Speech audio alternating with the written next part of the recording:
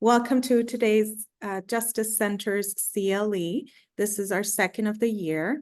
Today, we have the distinct privilege of having Dr. Erica Adkins with us, and she will be discussing issues in regards to mental health, especially how to, help our clients with them.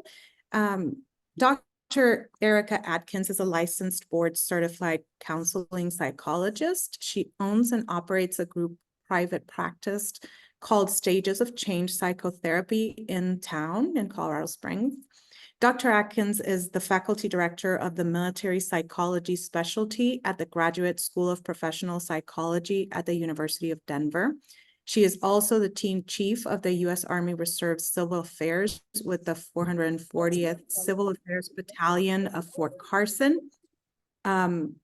She also happens to be married and have 4 children and a wonderful Great Dane called Winston. And I honestly don't know how she does it all, but she does. She rocks it. So we are very, very blessed to have Dr. Erica with us today. And I will give her the entire time that she needs and that I'm sure we'll have questions for after. So thank you, Dr. Erica, for being with us today. Thank you so much. Welcome, everyone. I am going to share screen here. 1 second. All right.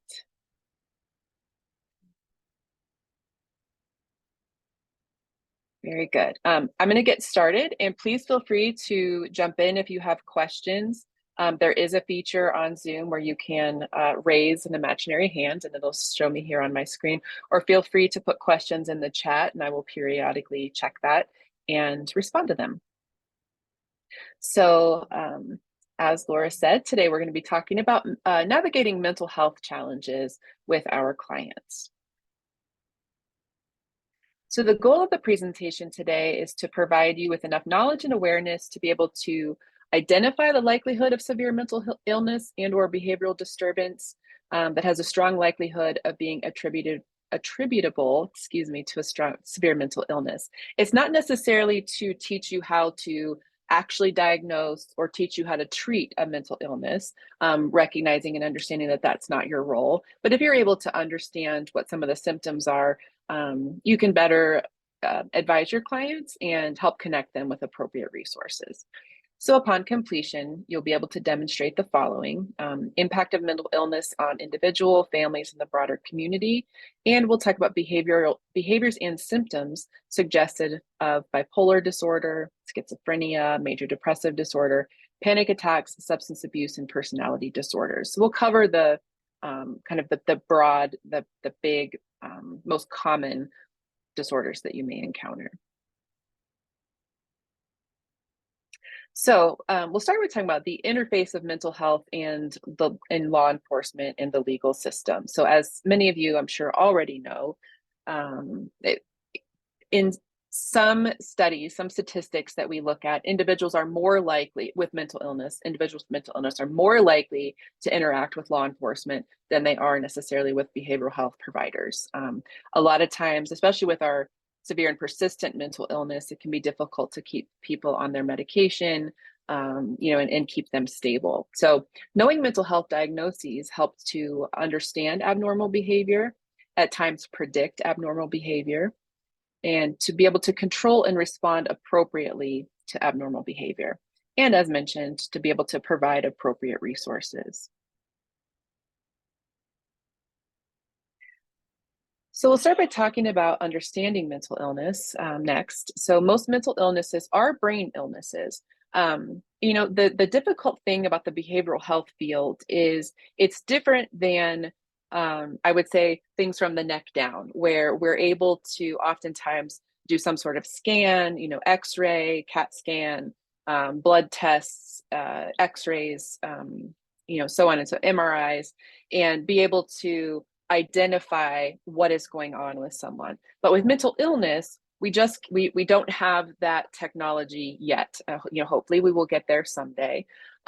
We can certainly take a look at brain scans and have a bit of a sense of what might be going on for someone if we're able to compare it with previous brain scans, and that's often not available for us. And so with mental illness, in terms of diagnosing and treating, it's almost a guessing game at first, and kind of this investigative process where we're as clinicians, we're asking lots of questions, we're monitoring and observing behavior, we're getting data and information from family members and so forth, to try to paint a picture of what is going on with our clients.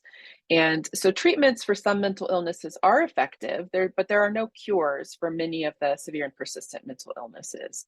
Some of the problems in treating mental illness include lack of access to care, and sometimes even, well, I'll get to that in a second, sorry, lack of knowledge that care exists, or lack of knowledge about what's going on and what kind of care is needed, preconceived notions and judgments about receiving care, and then of course, mental health stigma.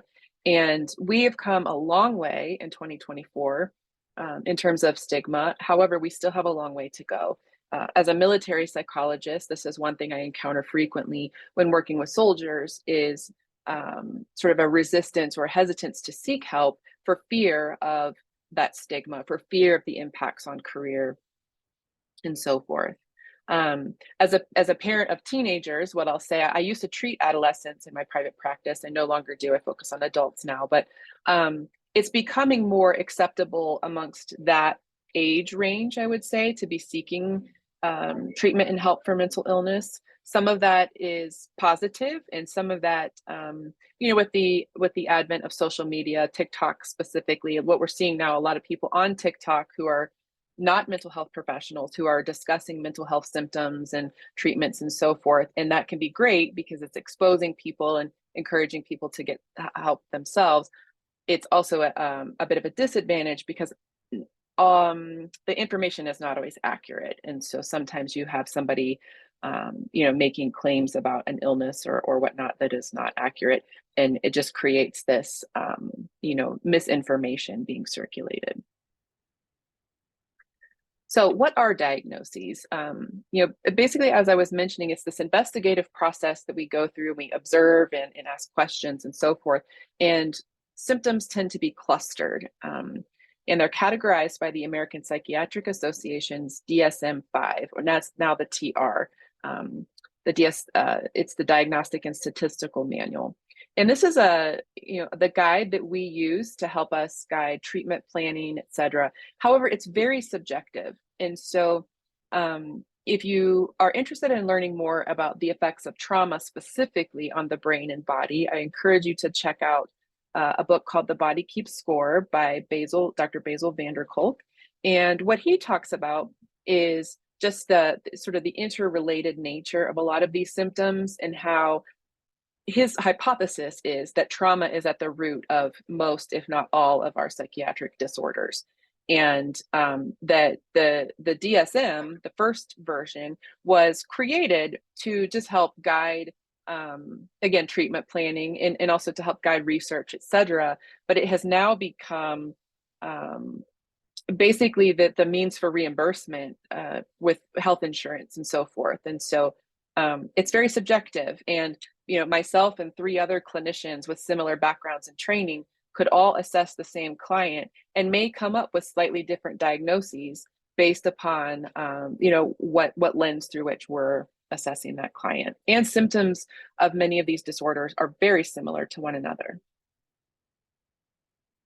So these are the different categories that you'll find in the DSM. So these are the categories of mental illness.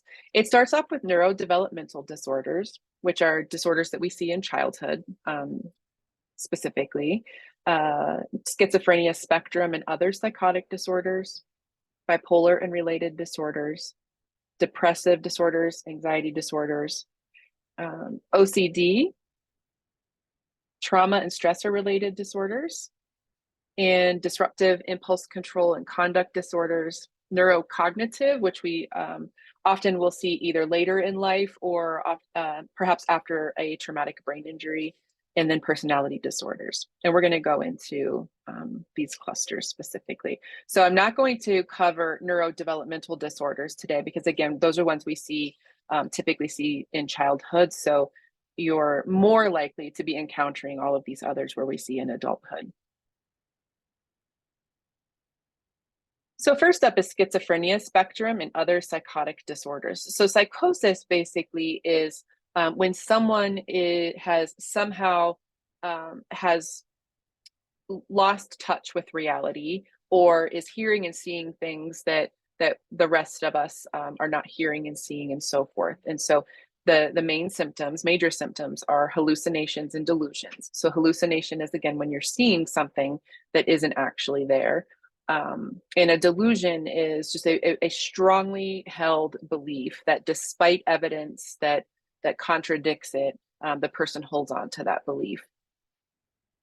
So with schizophrenia and other psychotic disorders, we have what we call both positive and negative symptoms. This can be a little confusing because often we think of positive as like, yay, happy, this is a plus. But what it means is that there are symptoms present. So hallucinations, delusions, etc. With hallucinations, we can have auditory, where we're hearing things, visual, where we're seeing things, and some will even comment on having olfactory or being able to smell things perhaps that aren't there. I used to work in inpatient psychiatry right around the time I was finishing my doctoral degree, and we had a client on the unit who, this was in Oregon, had a client on the unit who every time he would walk by one of the counselors, he would just have this negative reaction and be almost, when you smell something horrible and you might even gag.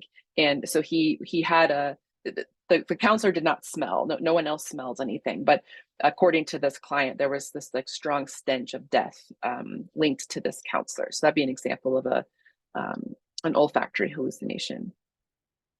Negative symptoms then mean the absence of. So some of the things that we would see in someone without schizophrenia, like being interactive with friends and family, we might see withdrawal, people withdrawing away, apathy, just kind of like blah, right? Flat affect, meaning, just little change in affect, looking very, looking the same, facial expressions and so forth. So those are some examples. Okay, we're going to move on to the bipolar related disorders. And these are ones that we probably hear most frequently. Excuse me, sip of water there. Bipolar 1, bipolar 2, cyclothymia, and substance induced. So these are all, the first three are all variations of the same disorder. They have the same symptoms. It's just a matter of how severe and how frequent the symptoms are, basically. So bipolar 1 disorder, there's at least one episode of mania. And there's very specific criteria about what mania is. And, typically it's not able to sleep for extended period of time, 2, 3, 4 days, up to a week or so. But the individual is not missing the sleep. Still, often has boundless energy, might be super irritable. It's not uncommon to have psychotic symptoms along with a manic episode.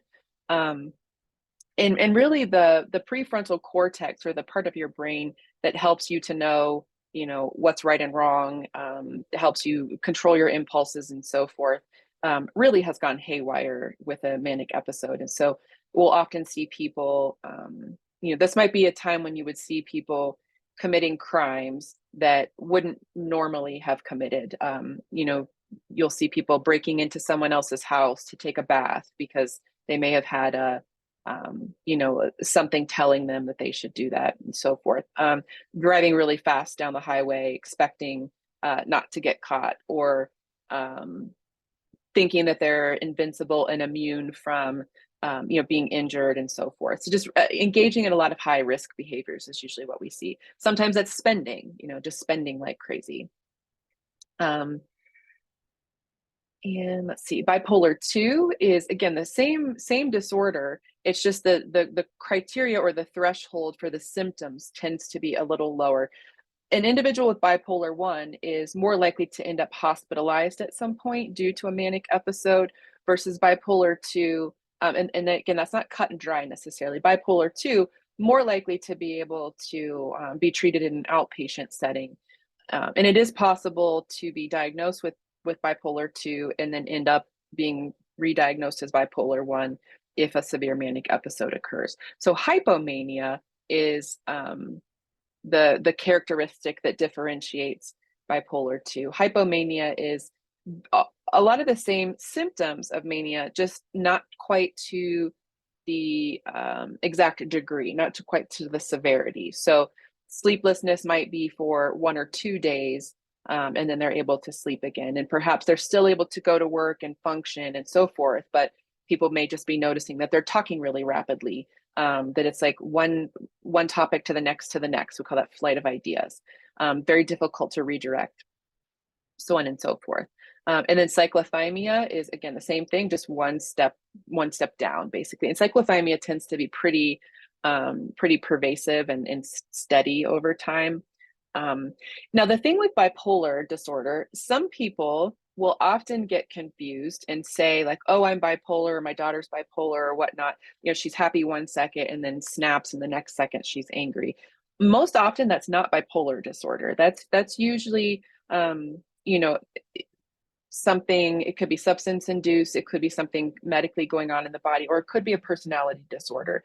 With the bipolar disorders, there tends to be time in between. So if I have a manic episode, once I kind of recover from that or go into remission, then I may be stable for 3, 4, 5, 6 months, and then I slip into a depression, and so on and so forth. There is such a thing as rapid cycling bipolar, but even then it's not 1 second you're feeling one way and then 5 minutes later it's the next. It's within a couple of weeks or months you've cycled between those disorders. So that can be something that is confusing for folks.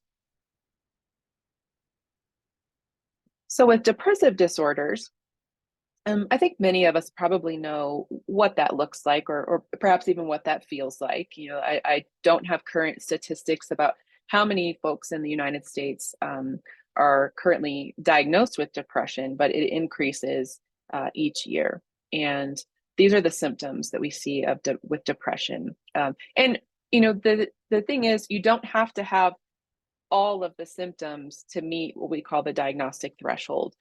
Each disorder is a little different. For some disorders, you may need 5 of the 15 symptoms, and sometimes they have them in clusters and so forth.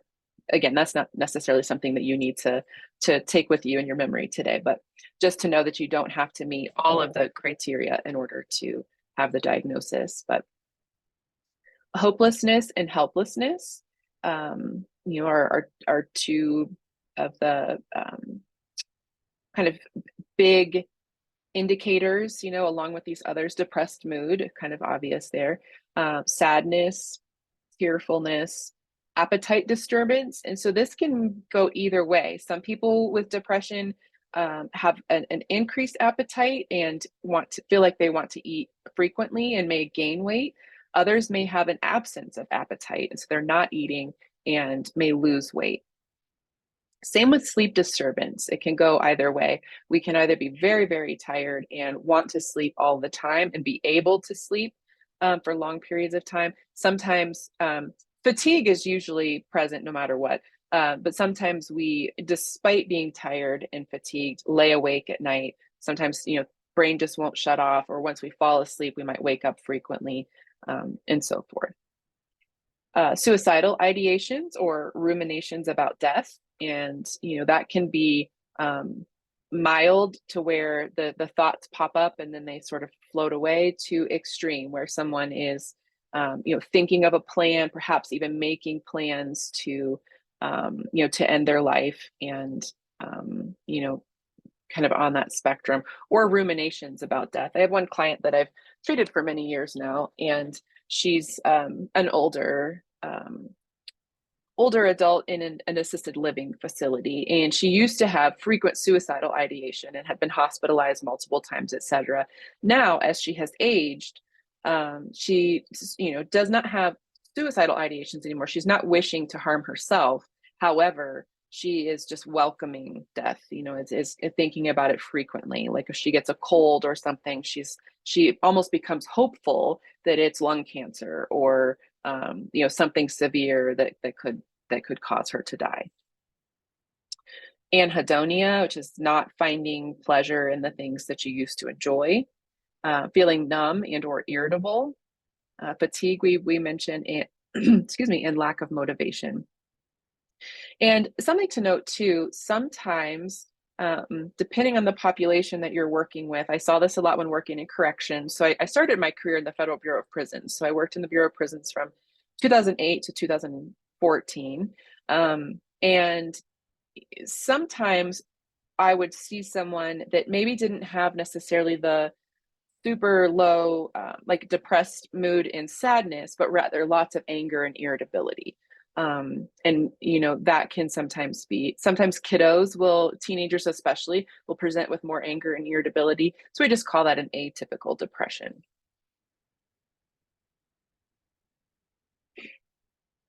Moving on now to anxiety disorders, we're seeing an increase in both depressive and anxiety disorders in our youth. And so this is definitely an area that I'm sure will continue to get a lot of attention, both within the mental health field and just the healthcare field in general. So specific phobia is just that. You're specifically afraid of something.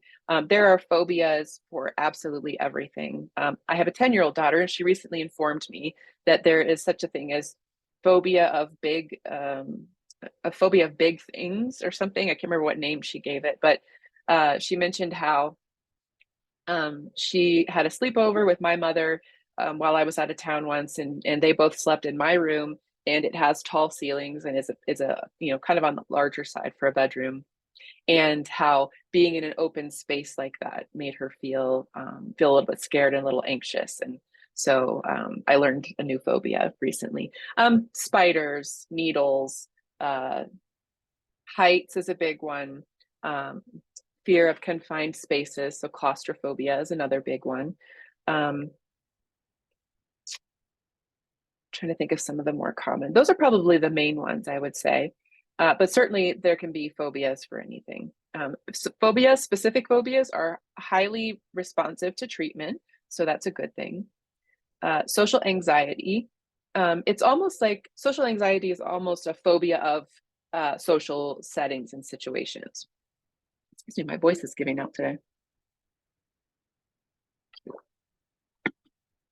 Panic disorder. So panic disorder and panic attack are closely related. So a panic attack typically is going to include both cognitive or mental and emotional symptoms, as well as physical symptoms. So shortness of breath, sweating, rapid pulse, heart palpitations, pain, etc. It can mimic that of a cardiac event. And so anytime I'm interacting with someone who's having a panic attack in the moment, if it's their first time, we are getting medical attention right away because the symptoms do mirror a heart attack. We want to just be sure that that person is checked out and cleared medically. But panic disorder is the fear of having a panic attack. And so, a lot of people with panic disorder will start to avoid certain places and situations. And then the fear of having a panic attack can almost can bring one on even. And so it's like this vicious cycle that keeps going. Once an individual has been cleared medically, then we can focus on how to respond to panic attacks, moving forward, and because it's not going to necessitate a trip to the emergency room every single time. Generalized anxiety disorder is kind of being anxious about a little bit of everything. It might be somebody very worried about health, worried about the future, worried about their kids, worried about aging parents, so on and so forth, which are all normal things to be concerned about. But it's when the anxiety rises to a level that it's interfering with your day-to-day life, to where it's intolerable, or perhaps it's interfering with your work or your relationships and so forth.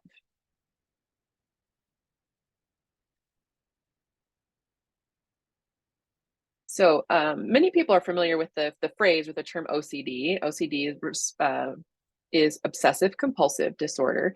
And the most stereotypical way that we see this, especially portrayed in the media and so forth, is basically a phobia of germs that causes the individual to engage in sometimes very extensive ritualistic behaviors to try to avoid germ contamination. So you might see somebody checking, like washing hands compulsively to the point at which hands are, cracked and bleeding perhaps. And what was interesting is during COVID, how many of us engaged in compulsive hand washing, right? Because that was the thing to do to keep yourself, one of the things you could do to keep yourself safe from the disorder. But a couple of examples I can share. I had a friend in graduate school, and she had this fear of like doors being unlocked. And so, for example, she would park her car and she would have to circle around the car and check each door handle 3 times. So she'd start with the driver's side, 1, 2, 3, go around to the passenger, 1, 2, 3, so on and so forth. And if she got to her location and had a fear, oh no, maybe I didn't check all the doors, she'd have to go back out and repeat the ritual. She was the same with doors to her home and so forth. So one year we tried to do an exposure therapy with her where we were all going to the American Psychological Association conference, and we left our hotel room and one of us grabbed her under one arm and one under the other and essentially drug her to the elevator, kicking and screaming. This was all in good fun. Like, please don't think we were torturing my friend. We were trying to prevent her from going back and checking the door handle. And that is how you treat obsessive and compulsive disorder, using what we call exposure with response prevention. So you expose the person to the feared stimuli, and then you work to prevent that response. And sometimes it's just, so if she were my client, it might be, we have her wait 30 seconds before checking the door. And then we increase that to 5 minutes and just back off until we can get them to, for the urge to engage in that compulsive behavior to subside. But so my friend, we drag her to the elevator, elevator door opens, and just as we let go of her to all get in the elevator, she sprints down the hall to check the door. So our intervention was not successful. Another disorder that falls under this category is what we call body dysmorphic disorder. And this is a disorder where a lot of times it'll go hand in hand with an eating disorder, but not always. So essentially a person becomes obsessed with how they look, and what they see in the mirror is very distorted. So think about when you go to like a fun house or a circus or something, and they have the mirrors that you can walk through and it distorts your body. That's almost what these individuals are seeing. We see this a lot in, a lot of times with bodybuilders, fitness professionals, like that do the fitness competitions and so forth. But again, it can come also with eating disorders, which are in their own category. And then trichotillomania is very rare, but it's a disorder where individuals pull out their own hair. And oftentimes after years and years of this disorder, they may no longer grow eyebrows, may not grow hair. My ex-husband had 2 aunts with this disorder, and both when they got into later years of life had to wear wigs because they no longer grew hair from pulling it out. Okay. Next, we'll move on to disruptive impulse control and conduct disorders. A lot of times we will see these disorders originate in childhood. And so specifically oppositional defiant disorder and conduct disorder, both originate in childhood and can then kind of have lifelong consequences if not treated or intervened. Intermittent explosive disorder is a newer disorder. So that's one of the interesting things too. Each time we have a revision of the DSM, there's some things are included and or added, and some things are taken away. For example, homosexuality used to be a diagnosis in the DSM, and obviously it no longer is. This is not a mental disorder per se, but we see things like that over time. The diagnostic criteria for post-traumatic stress disorder has changed over time. And basically, sometimes it's because symptoms evolve over time, but more likely it's that we have we have tried to really get clear on our diagnostic criteria and procedures. So intermittent explosive disorder is just kind of somebody who has perhaps some anger and we're not really sure what's going to set them off, and then they explode in oftentimes it's a manner that's not conducive or appropriate for the environment. So if I'm working with like a CEO or an executive, and he has this pattern of standing up and flipping his papers everywhere and storming out of a board meeting and slamming the door. It would be those types of episodes. That doesn't mean that person necessarily has intermittent explosive disorder, but that's what I mean. Whereas that type of behavior might be more socially acceptable in a different context. I can't really think of one right now, but just sort of knowing the context and what's appropriate. I can give you an example of what it's not. So again, I'm a military psychology professor, and so a lot of times I have students who have prior military service come into graduate school wanting to work, as military psychologists. Some of the things that are culturally appropriate in the military are not culturally appropriate in academia or academic settings. Recently, I had a student. He's a first-year student. He was having his whole entire cohort was having a conflict with their instructor, and he took upon himself to become kind of the spokesperson for the group. And after class was over, he closed the door to the classroom to approach her to have a private conversation. And her interpretation of the interaction was that it was threatening, that he slammed the door and told her that he would protect the cohort at all costs, etc. So she felt very threatened, and understandably, I can, appreciate how, that might have been very much misperceived. And so then when we sat down with the student, he immediately was remorseful and was even tearful, felt horrible that he had made his professor feel, feel threatened and so forth. So that's an example of where his behavior that would have perhaps been effective for him in the military was not effective in this setting. So that wouldn't be an example of an intermittent explosive disorder, but it's obviously an example where it's not appropriate for the environment. So I hope that made sense. Antisocial personality disorder is one of the criteria of that is we have to see a conduct disorder in childhood. There has to be at least evidence of a conduct disorder in childhood. So it's something that's pervasive, it's longstanding, it's been there for quite some time. The more we learn about personality disorders, the more that it becomes pretty evident that the vast majority of them are rooted in trauma.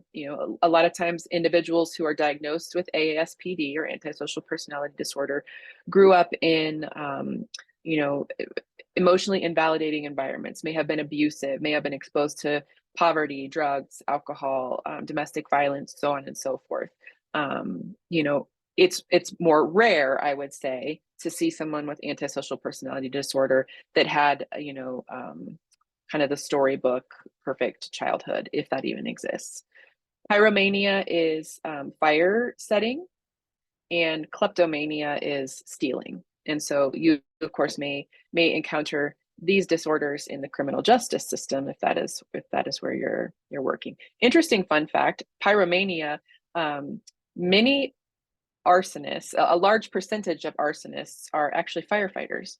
And so again, I think that there's just something about these disorders. It's like, is the individual drawn towards the career of firefighting because of this obsession with fire and fire setting, or does the career of firefighting somehow feed into a fire setting behavior? And please do not hear that as all firefighters are pyromaniacs. That's not what I'm saying, but rather many pyromaniacs have either had an interest in firefighting or are firefighters.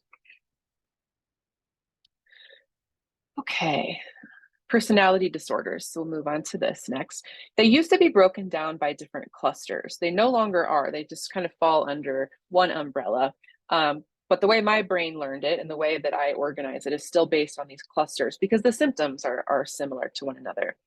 I would say working as an attorney, again, depending on the setting that you're in, but you're probably most likely to encounter individuals in this cluster B category. Let me see what slide I have. Yeah, okay. So cluster A, paranoid, schizoid, and schizotypal. They're all very similar to one another.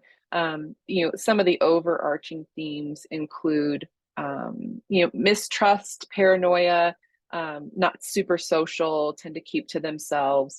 Some of the schizoid and schizotypal particularly, you'll see perhaps strange patterns of speech, magical thinking, sometimes even bizarre or strange attire, and bizarre and strange being a subjective judgment, obviously, but kind of not going with the flow of cultural norms. And that's another thing to keep in mind that has been problematic with diagnoses, with behavioral health disorders, and so forth, is many of these disorders were identified and or put into research and categories and so forth by older white men. And so there's definitely going to be some cultural bias at times and gender bias at times and so forth. And so each edition of the DSM, that's one of the things that we've really worked to, to be sure that we're using inclusive language, to be sure that we're factoring in culture and context and environment, and so on and so forth. Because some of these behaviors that we're discussing here, maybe they're completely appropriate and adaptive in an individual's culture, and it just conflicts with, with societal norms and whoever has dictated those. So I meant to give that disclaimer at the beginning. Moving on to cluster B, and as I mentioned, this is the cluster, the group that you're most likely to interact with in a healthcare setting, in a legal setting, so on and so forth. Antisocial personality disorder, we already talked about in the previous slide. Again, tends to have, cluster B all tend to have roots in trauma. Borderline personality disorder, so sorry, ASPD, we typically will see that more in men than women, but again, it can be found across the gender spectrum. And oftentimes borderline is more likely to be diagnosed in women than men. But again, I worked with plenty of borderline individuals that were men in the Bureau of Prisons. So antisocial, we talked about borderline, some of the features of this. So a lot of times when someone says, oh, my daughter's bipolar or my son is bipolar, they may actually be struggling with borderline personality disorder. The symptoms are very, very similar, but we do see that very rapid. Like 1 minute you could be fine and the next minute you're flying off the handle about something. Borderline personality disorder, again, very clearly has roots in childhood trauma, very, very clearly. And what happens is if that trauma is not treated at the time that it occurs or sometimes close thereafter, then these behaviors become adaptive over time for the individual. This is the individual's way of keeping themselves safe, conscious or not. So with borderline personality disorder, you may see frequent suicidal ideation, might see self-injurious behaviors like cutting or burning themselves.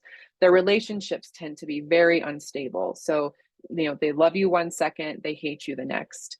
And often have difficulty maintaining long-term relationships, friendships, romantic relationships, and even struggle a lot with families and so forth. Tend to have a lot of impulsive behaviors, and so on and so forth. Individuals with severe borderline personality disorder often cannot work just due to the nature of some of these behaviors just are not conducive for the workforce. But there are plenty of people with it that can work and do work. I would say borderline personality disorder is the one that many mental health clinicians even want to steer clear of because it's emotionally exhausting to have several people on your caseload that have this disorder because they can often require a lot of time and effort and attention in order to keep them stable. We'll talk about different treatment methods in a minute that you could sort of suggest to people. Histrionic is just, this is like the drama disorder, everything is a big deal. Usually with histrionic personality disorder, we'll see people who, draw attention to themselves by the way they dress, maybe heavy makeup, flashy clothes, so on and so forth, or may present frequently for medical care and just creating kind of this big, a big stir at times. Like that's just the kind of the best way that I can think of to describe it. And then narcissistic personality disorder. So kind of going back to TikTok, narcissism is another one of these things that everybody seems to now be able to diagnose based upon watching TikTok. But what I'll say is each of us has a flavor of a lot of these different characteristics. It's just when it is interfering with your ability to work, to maintain relationships, et cetera, is when it rises to the level of a disorder. And oftentimes individuals who do meet the criteria for antisocial or narcissistic personality disorder will never find their way to a clinician's office, because that would require some level, on their own free will anyway, some level of awareness and some level of desire to change their behavior. And we don't frequently see that with antisocial or narcissistic personality disorder. But narcissism is just basically, thinking that you are special and that everyone that you interact with must also have special status. Oftentimes similar to antisocial, like not very remorseful, struggle to have empathy, abusive behaviors, so on and so forth. What I'll say is in the military and the first responder population, and I am military, so I own this as well, that, we have to have a little bit of narcissism and a little bit of antisocial, personality disorder characteristics, because we're the ones who are running towards danger when everyone else is running from it. We are the ones who, need to have a bit of an invincible, complex almost, to think that they're untouchable so that you can go carry out some of these more difficult missions. But it can, certainly you can appreciate how that can then interfere with the ability to have this quote unquote normal relationships in your civilian life. And cluster C, avoidant, dependent, and obsessive compulsive. So avoidant is kind of what it sounds like. The person's just very avoidant of many things, usually keeps to themselves, so forth. The dependent personality disorder also is kind of what it sounds like. This person is dependent on others for their survival. Really just can't make decisions on their own, need a lot of hand holding, that sort of thing. And then obsessive compulsive, this is different than OCD that we already talked about with like the checking behaviors and whatnot. Obsessive compulsive personality disorder is somebody who is a strict rule follower. I always talk about my dad when I talk about obsessive compulsive personality disorder. He's a retired firefighter who then went on to have a career with as a federal railroad inspector. And so he is a rule follower, to the point at which my brother and I often joke that if one of us, committed a crime and he found out about it, that he would just be so anxious about us having broken a rule that he would be the one that turns us in. And we were talking, like a small crime, like maybe, stealing a candy bar from a store or something, like that he would report that. Another example, just everything has to have its place, everything has to be in its, exact place. And he can get really just upset and anxious if something is moved and not where he thinks it should be. Now, again, it was an adaptive behavior. He joined the fire service when he was 14 years old. And so he learned as a volunteer firefighter that the best way to be prepared for your next run and to be able to maximize time saving somebody's life and so on and so forth is you need to know exactly where your equipment is at all times and be able to just run and grab it from muscle memory. Very similar to military, a lot of military missions. And so again, it was adaptive, but over time it's just become so ingrained. And it was probably ingrained already to begin with. I think that's part of what drew him to that profession, is some of those characteristics. But so it just interferes. He doesn't really have the ability to be spontaneous because he has to plan and plan and plan and plan. And any deviation in plans can really upset him. He can adjust fire and move forward, but it creates a lot of distress. So oh goodness, this was after I became a psychologist. So I 5 or 6 years ago now, he and my stepmother had a travel trailer, and the roof needed to be replaced on it. And so his insurance guy said, well, let's file a claim we had a hailstorm. He lives in the Midwest. They had a hailstorm within a reasonable period of time. And most likely that is what damaged the the roof. But my dad was so concerned that he was committing insurance fraud and was just convinced that, like, you know, the FBI was going to come after him or something. And I had to really talk him off the ledge. Like, Dad, it's okay. You know, your insurance agent is filing this claim. You know, there was a storm. You didn't report the damage right away because you didn't even know it was there. Nobody thinks necessarily to climb on top their travel trailer to take a look.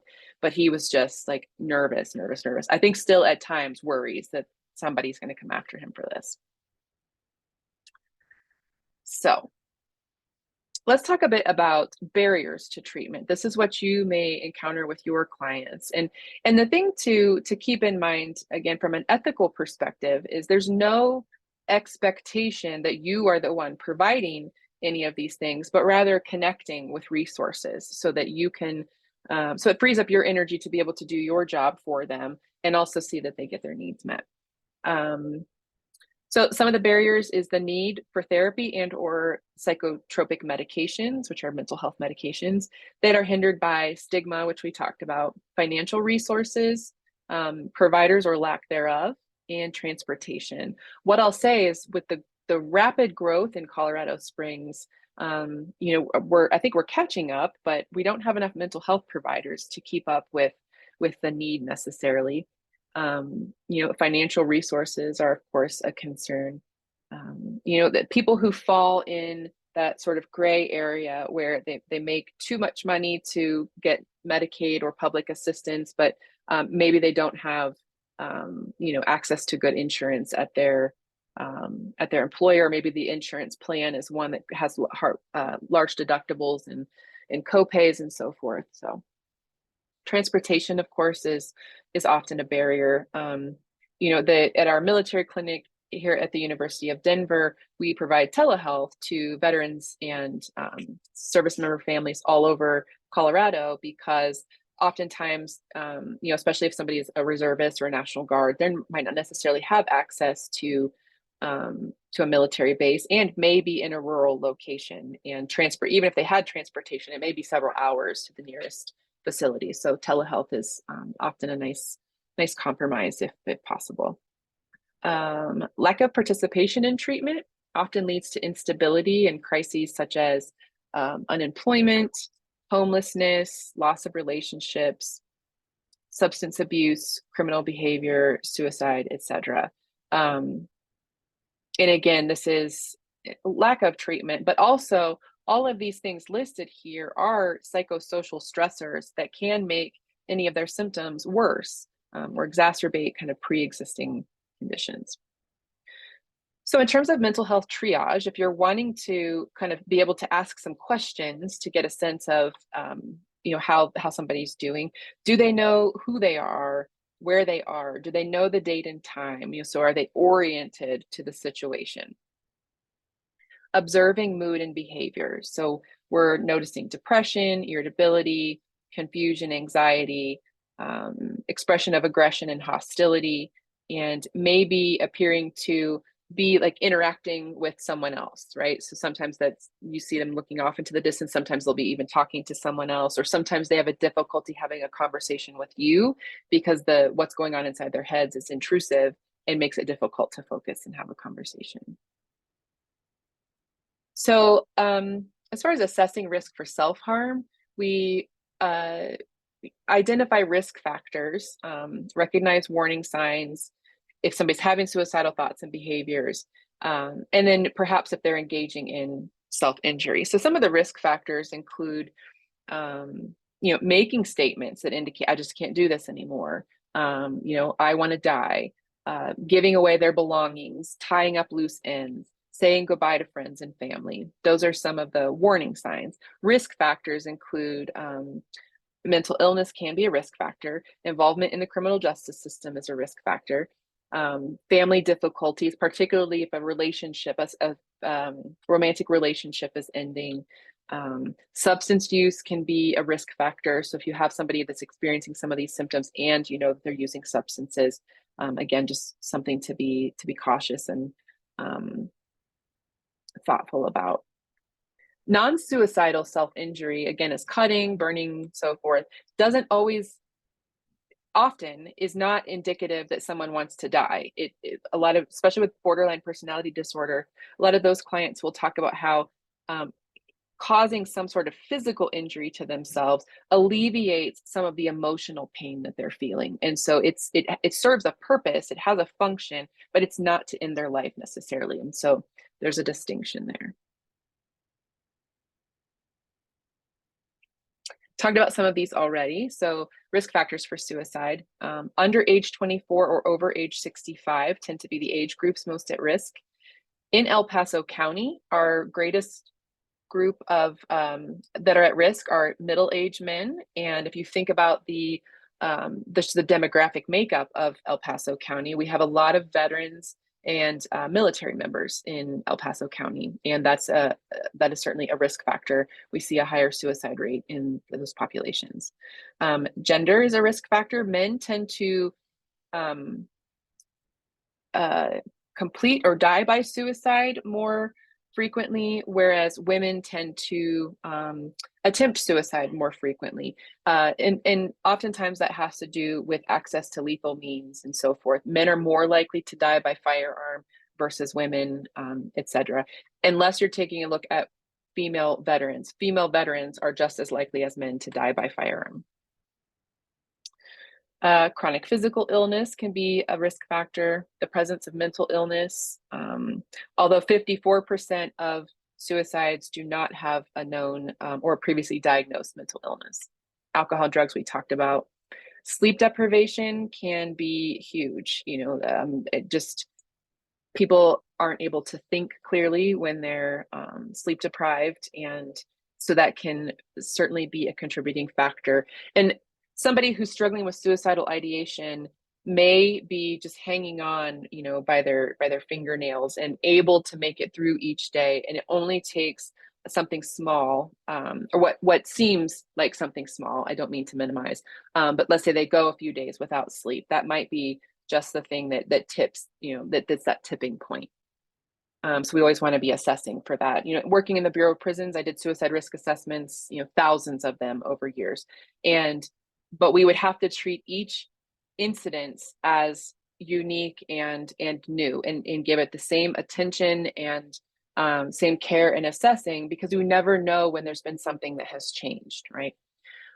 Someone lacking social support, someone who's isolated, recent tragedy or loss, a history of trauma or abuse, family history of suicide, access to means, and previous attempts. And so, we train our students here to ask everyone about their access to lethal means. Usually we're asking about firearms. Again, we work with veterans and military.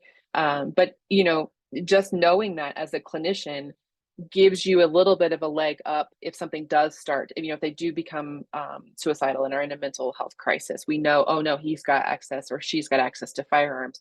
We need to make a plan to keep them safe. A history of previous attempts is a risk factor.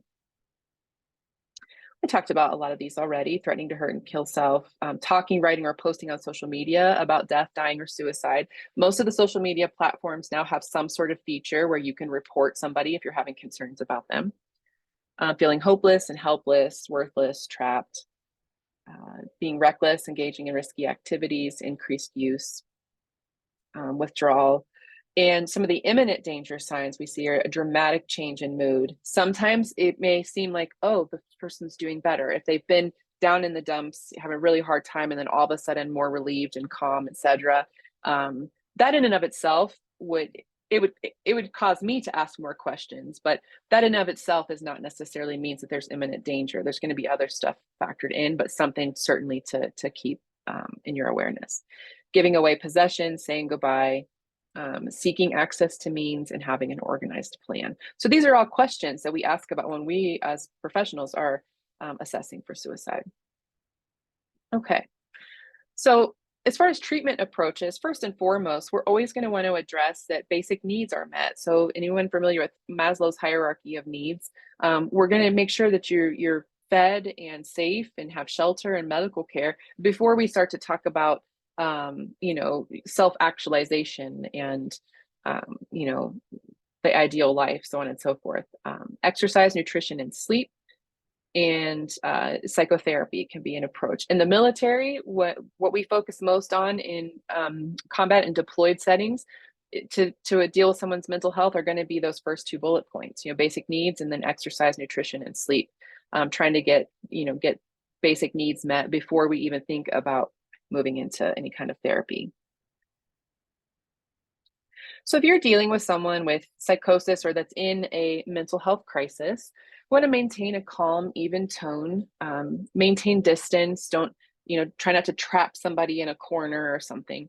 Minimize stimulation. So turning down the lights. If there's lots of noise, try to minimize noise as much as possible. Designate one person to be the speaker. A lot of times when there's an emergency or something, there's multiple people who are trying to ask questions and are moving about. We can get one speaker, that can be helpful. Using first names. Hi, I'm Erica. What can I call you? And then using their name as you talk to them. Short, concrete questions if the individual appears confused. Just very quick, easy to answer questions. Give simple explanations and offer choices if possible. And give brief, simple instructions. Next, I'm going to need you to go sit in that chair and keep your hands in your lap where I can see them. I'm gonna call somebody to come help us. Ask about hallucinations and delusions. The thing about delusions is the individual who has them does not necessarily recognize that they have a delusion. So if you say, are you delusional, or do you have a delusion, they may not know what the heck you're talking about because their belief is very firmly ingrained. Let's see, Laura, do I have until 1 or 1:30? I'm noticing the time here and people jumping off. Oh, you have until 1:30. Okay. So dealing with delusions. So allow the individual to vent without interrupting. Acknowledge false beliefs without agreeing with them. Do not confront the delusions. Do not play into them. So one client that I often speak about when giving this talk or teaching my students, I had a client who had a delusional disorder, and she knew she had a delusional disorder. And so that was a game changer, because then we can have conversations where I can say, does this feel like a delusion? Let's talk about the facts here. One of her beliefs was, because she had Medicaid, she went to the eye doctor, and he did not say anything to her about her insurance, but she had this delusion that he knew that she was on Medicaid, and therefore he was expecting a sexual favor as payment for his services. And as you can imagine, this was very distressing to her. And her delusions were such that then after she gets home at night, she imagines him coming into her house and, trying to get have sexual activity with her. But she was able to distinguish and know that was a delusion, but it's distressing, right? And so we had to really work hard to help her be able to challenge reality in those situations. But she had previously been involved in the criminal justice system because she was living on her own, and she would call 911 many times during the day, because she believed that her landlord was breaking into her house and sexually assaulting her multiple times daily.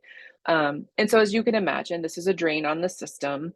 And there wasn't any evidence of him sexually assaulting her. Who knows if he sexually assaulted her perhaps at some point, and then, her brain began to have the delusion that it was continuing to happen. Or maybe he never did anything wrong, and this was just a delusion she had. But she spent 6 months in jail as a result of that, and now lives with family. I had another client who had a delusion so she was a teacher and had a delusion that the other teachers could hypnotize her, and that the back of her head would open up and all of her ideas would be splashed out, and thoughts and so forth, on the blackboard behind her. And believed that the other teachers were driving past her house, coming into her house, etc. And no matter how gently I tried to confront any of that, she was very defensive of it. And months and months and months into treatment, when I suggested perhaps that she was having some psychotic symptoms, she disagreed with me, and I never saw her again. So that's where not confronting them can be important. And also, if someone is having A lot of times delusions, for whatever reason, involve law enforcement, FBI, CIA, so on and so forth. And so if you are law enforcement or somehow affiliated with, you will often get pulled into those delusions. And so confronting them can actually be dangerous at times. Individuals may tell bizarre stories, just remain calm, give clear explanations of who you are and why you're there, and be aware that you may be incorporated into the delusions. I had several situations working in the Bureau of Prisons, one where I just had some dinner with friends over the weekend from the Bureau, and we were laughing about, not laughing about the client themselves, but what the client said about all of us. They identified my one coworker as a male tennis, a gay tennis pro or something. He would turn into a gay tennis pro. I turned into a shapeshifter with these Frankenstein boots. One of my other colleagues turned into a werewolf, and we were laughing about that, not necessarily the person's illness, but just very bizarre. But a lot of times it's like, oh, the CIA is watching me. When I was deployed most recently, we had to medevac our executive officer because she had a psychotic break, her first. She was a young gal. And she had been going weeks without sleep due to the heat. And went into a manic episode and was having delusions that our commander was trying to kill her. And so she was just petrified that the commander was going to have the CIA shoot her plane down. And so it was very difficult to get her on the medevac, to get her out of there, because she was just terrified that she thought she was walking to her death. It was just very sad to watch, especially in that situation for us, because I had seen her completely lucid, very healthy and well. And then to see this happen is very jarring and shocking. So, there was no trying to convince her that these things weren't actually happening. Some dangerousness points to know. Persons with mental illness are no more dangerous than anyone else when the condition is treated. Where mental illness can become dangerous is when it's going untreated. Then individuals can become impulsive. They can have delusions and hallucinations that are telling them to harm someone else, or maybe they're reacting because they feel like they're going to be harmed, so on and so forth. The best single predictor of future behavior is past behavior. So this is where it's very helpful, if you have access to friends, family members, coworkers, anybody else that can give you a little bit of information about this individual's past behavior. Generally, men are 10 times more likely to become violent than women. However, acutely mentally ill women are just as likely to become violent as mentally ill men. And so it kind of evens the playing field, if you will, for men and women. Mental illness does when it comes to aggressive, violent behavior. Substance abuse increases violence risk even when the individual is not high or withdrawing, and with or without concurrent mental illness, because substance abuse is this tricky phenomenon where sometimes an individual has no symptoms and then they start to abuse substances and then they develop symptoms of a mental illness. Sometimes the mental illness was pre-existing and they use substances to help medicate or mask some of the symptoms. But substances change and alter our body chemistry, and so they can be a risk factor. Some of the don'ts in dealing in these situations: don't lie or deceive, don't get drawn into an argument. And, I saw this a lot in the Bureau of Prisons with corrections officers, and I'm just like, why? You're not going to get anywhere. Neither one of you is going to win this argument. And a lot of times that is what can then lead to aggressive or violent behavior. Use caution when using statements like, oh, I know exactly how you feel, because you don't. Even if you've been through something similar, you are not that person. You have not walked the path that they've walked, even if it's been similar. And so just saying, wow, that sounds really hard.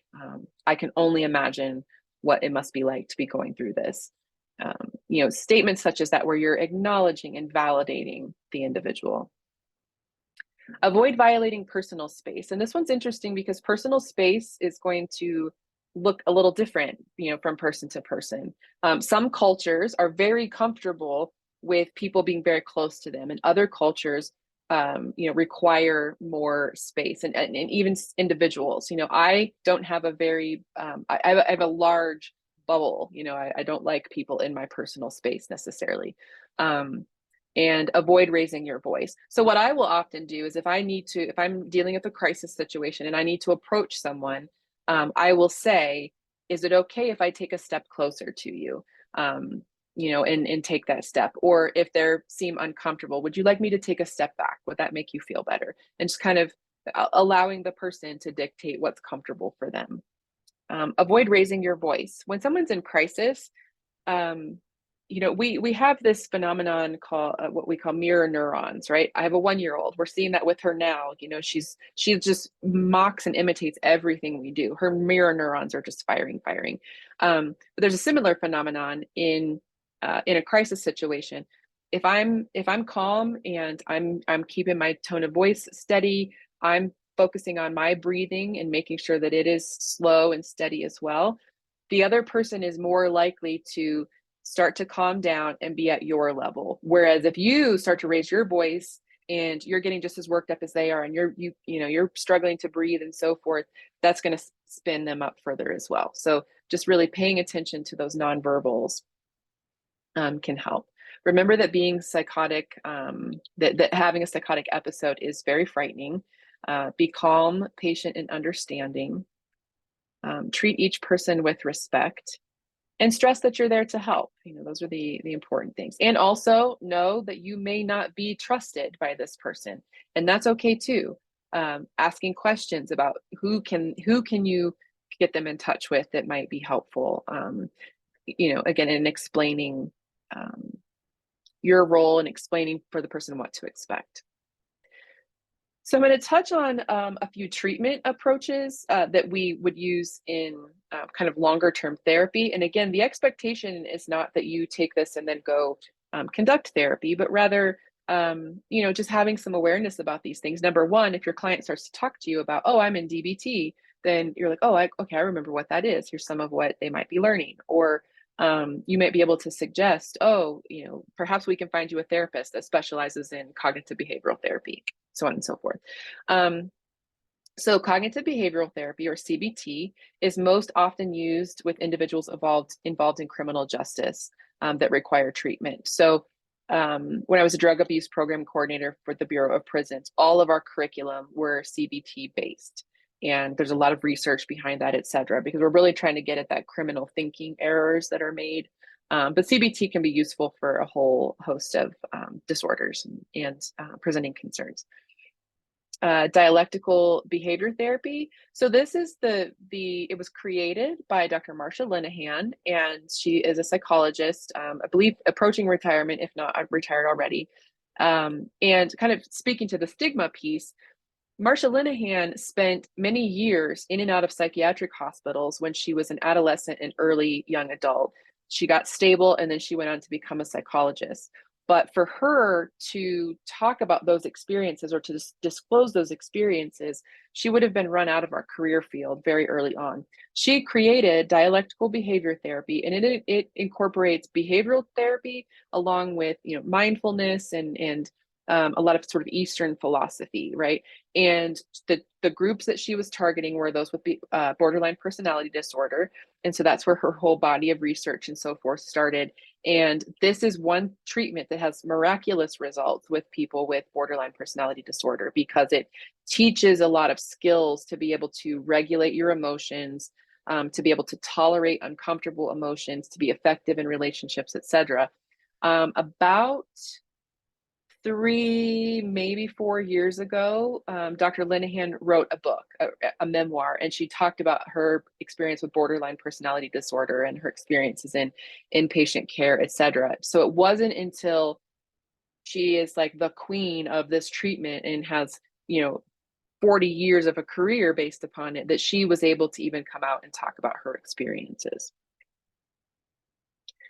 So alternative therapies can be very effective for individuals, especially those that don't respond well to basic talk therapy. And the thing to know about trauma, again, a lot of these disorders are based in trauma, but trauma-specific disorders like PTSD, et cetera, when you experience a traumatic event, the part of your brain that's located in the prefrontal cortex that is in charge of or controls language, it goes offline. So when you're in a traumatic event or a high stress event, you know, you're basically functioning from that fight, flight, or freeze mechanism, that language center is offline. And so that's going to impact the way in which your body or your brain encodes and stores that memory. So it's going to store it as a more of a somatic memory, you know, more kind of body and emotion focused. And so many times trauma treatments that are focused on talk only don't get at the actual trauma because you're not able to access it. And speaking about it, if an individual is able to, can often be re-traumatizing. And so, you know, some people do really well with talk-based trauma therapies and others do not. And so it's nice to know that there are alternatives. Biofeedback is a way to help clients learn to control their breathing and heart rate and so forth by just focusing on relaxation. Animal-assisted psychotherapy is something that's widely is sort of up and coming, and we have a lot of research that already exists and that is being conducted. For equine assisted therapy specifically is very effective. And there are a couple places in Colorado Springs that offer this. Massage can help the body release tension and so forth, relaxation training.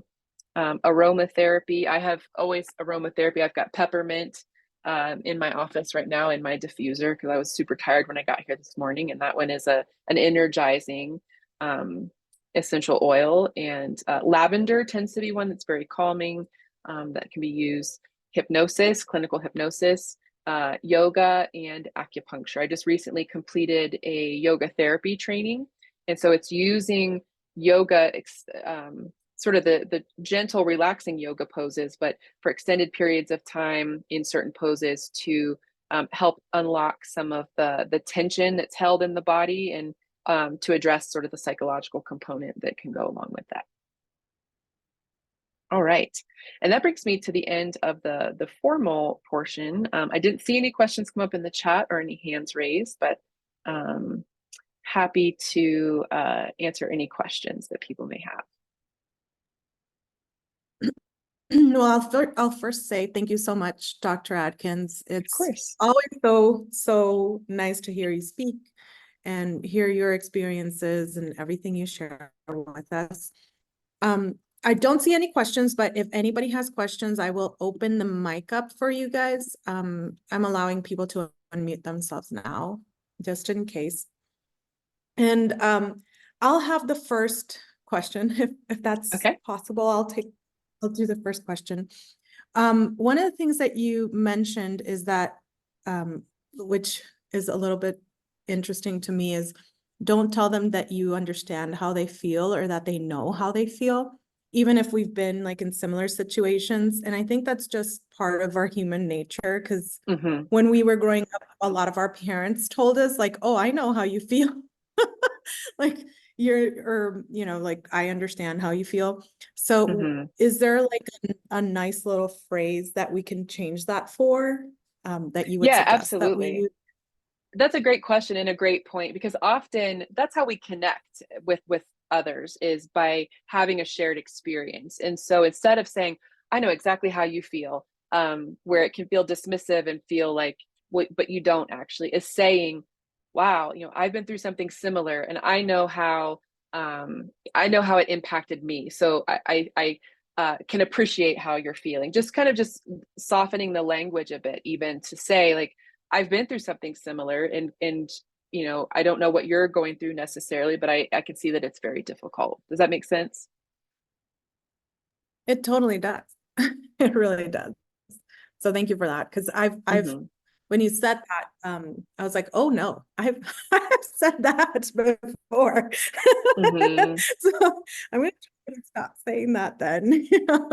Yeah, so I've seen like, actually said that before. So that's good to know that I'm sure we shouldn't. all have. Yeah, we all have. And you make a great point too, like with our kiddos, even saying, like, I've learned with my teenagers, saying, reminding her that I was a teenager once before is not helpful, because being a teenager today is very different than being a teenager when I was growing up. And so just really trying to even though I can appreciate certain things she's struggling with, just really listening to what her situation is. And then, and sometimes asking a person. So I often will give this tip for folks that are in relationships that struggle. Sometimes one person in the relationship is the problem solver and they don't want to listen. They just want to hurry up and solve the problem.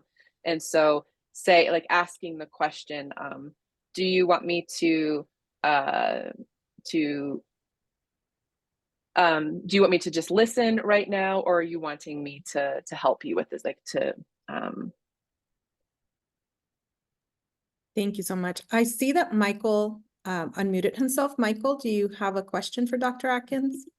I did not understand cognitive behavioral therapy. Yeah, I'm happy to explain that. Yes, and thank you, because I think I got sidetracked onto DBT pretty quickly. So CBT, or cognitive behavioral therapy, really focuses on our thoughts. And so I will often teach people the ABCs. So A is activating event, B is the behavior, and C is the consequence. And so let's say I'm driving to work in the morning and someone changes lanes really rapidly right in front of me and I have to slam on my brakes. That's the activating event.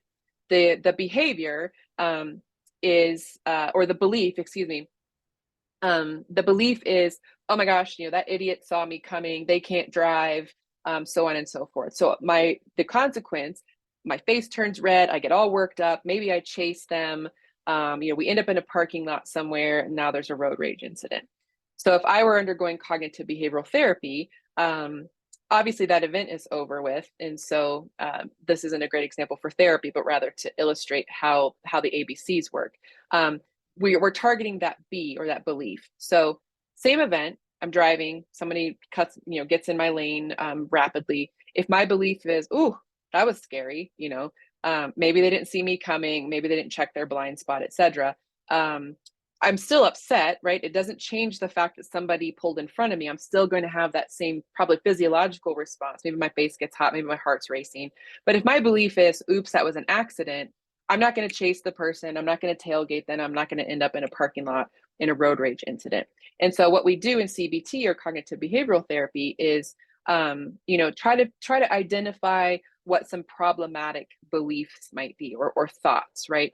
And to be able to intervene on that. And so, speaking with the Bureau of Prisons example, a lot of the individuals would engage in behaviors, or beliefs like, oh, no one's going to catch me, or, oh, selling drugs to this particular person, it's not hurting anybody, they're the one buying it. And so we would work on some of those distortions, right? And try to just help them find a more balanced belief. It's not necessarily, the idea is not to take a negative belief and suddenly make it positive and rosy, because that's not always possible, but rather to make it something more balanced that that can change behavior long term. Does that make sense?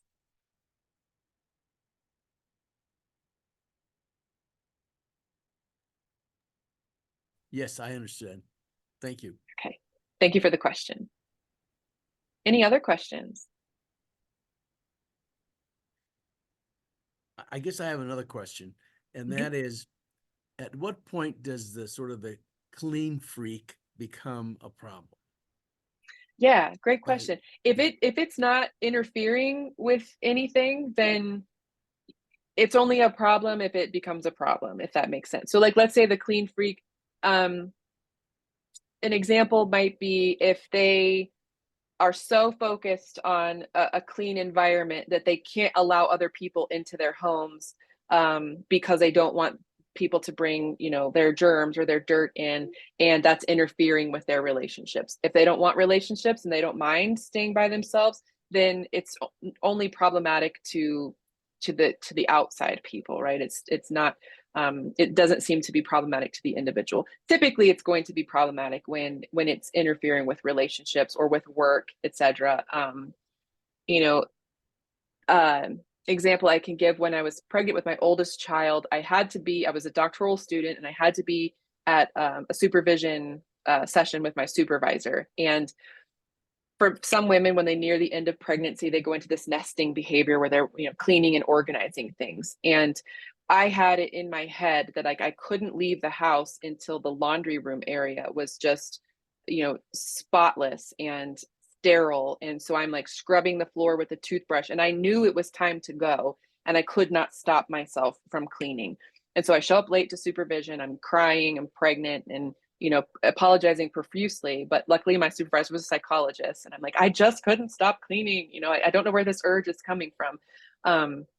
But clearly that's instant, like it interfered with me showing up to work. So if that were to continue, then that would be something problematic. In that particular case, we knew there was a biological component to it, right? Because animals in the wild go through nesting behaviors. And so I fortunately was given a lot of grace by my supervisor. But any of these, those sorts of like the obsessive compulsive type things that we talk about, I think many of us have some of those traits, especially, with a military background. And I mentioned my father with the first responder. There is an adaptive component of having things dress right dressed, or let's say you're a surgeon, and so you need a sterile environment at work. And so you've just kind of become accustomed to keeping your environment very sterile at home. As long as it works for everybody, then it's not a problem. But if you're so like wrapped up in the act of having to keep things clean that it interferes with your ability to do other things. The other question I had was, you haven't talked about medication or drugs that help with various disorders. Yes. And that's a great question and a great point, and could be a whole nother talk in and of itself. And so sometimes I include a slide with medication names and stuff on it, and sometimes that's helpful, and sometimes the feedback I get is like, well, these are too many fancy names, like I'm not going to remember this stuff. So there are plenty of medications to treat the symptoms of a lot of these disorders. There are no cures for any of like straight medication cures for any of these illnesses, unfortunately. But it all depends. There are different classes of medication. There are antidepressants, anti-anxiolytics, sedative hypnotics, antipsychotic medications, mood stabilizers, etc. So what I would say is, if somebody is having symptoms and you're concerned about them, try your best to get them connected with someone who can evaluate them for medication. Or if they tell you that they're on a certain medication, maybe asking for the name and Googling it or something to see what exactly it's used for can be helpful. That's what I often when I'm teaching law enforcement officers. That's what I'll suggest is even asking if they can show you their pill bottle perhaps, and then you can take the name, because sometimes people don't always know what their diagnosis is or why they're being treated with something specific. But yeah, medication as a whole, we could spend hours talking about all the different kinds.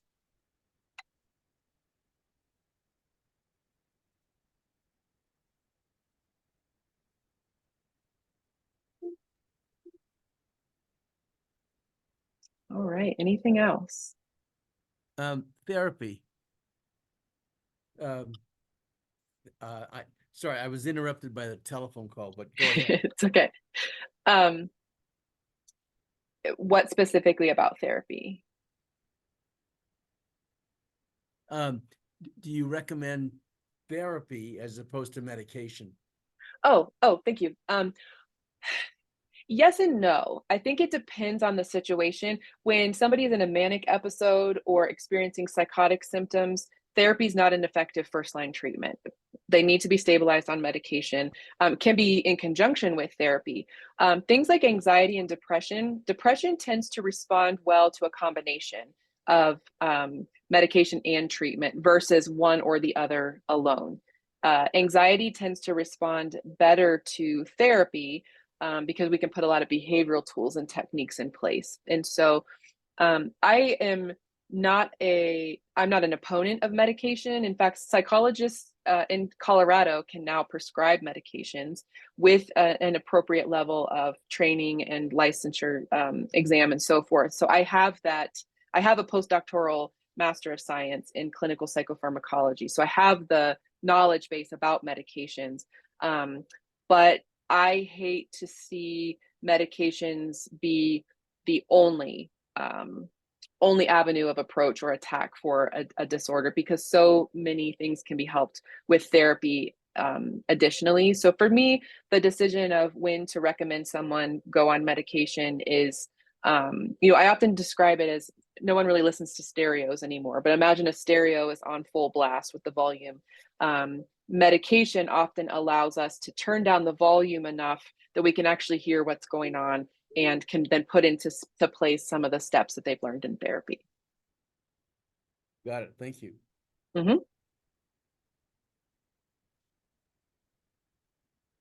Also, one thing to note about medications, many of them, especially antidepressants, take 4 to 6 weeks to reach their full efficacy. And so I would not like to see somebody just sort of suffering for those 4 to 6 weeks on their own. So that's where therapy can be very helpful. And then also a knowledgeable therapist can be helping the client to monitor some of their symptoms or side effects and be reporting back to the prescribing provider if necessary. Yeah. Great questions. Thank you all. I don't see any other questions. Do we have any other questions by any chance? Well, I would personally like to thank you, Dr. Adkins. It's, again, always a pleasure and so much knowledge that, you bring to us and you share with us. So I really want to thank you for that. I know it was enriching for me. I always say that I learn every time that I, am with you. So it's always so enriching for me. I'm sure it was enriching for the rest of the attendees today. So thank you so much. And thank you everyone for having attended. You will receive a link with today's presentation and, the accreditation notice as well to your emails. So, thank you for having joined us and thank you for having made, the time to learn about such an important topic that we can, definitely need to know, especially in the town that we live in, about how to help our clients, navigate these difficult situations that they're in. So thank you, Dr. Adkins. I'm sure you'll be with us once again. You were our first speaker at the Justice Center, and I love that you were here again today. So thank you. Of course. Thank you so much for having me. Thank you, everyone. So, thank you for having joined us today, and our talk is over. So you will get our information forthcoming. Thank you. Thank you.